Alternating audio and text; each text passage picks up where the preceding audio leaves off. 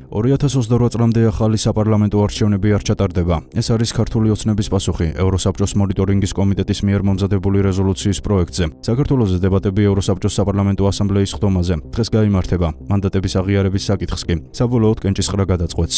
მე კომიტეტს ცალსახად ვუთხარი, რომ ეს არ მოხდება, არ ჩატარდება 2028 წლამდე ახალი საპარლამენტო არჩევნები, ეს არ არის დაგეგმილი.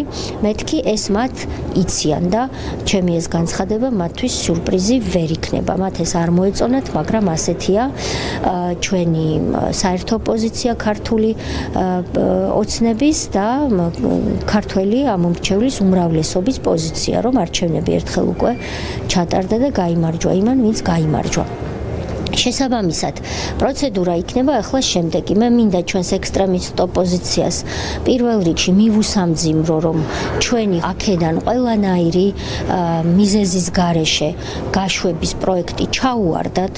ყველა იმ ვითომ არასამთავრობო ორგანიზაციას, რომელიც დერეფანი 10-ია და ყველგან რამდენიმე არიან, მათაც მივუსამძიმრო და ახლა ჩვენ ვიღებთ დროს, განვიხილავთ ამ დათქმებს.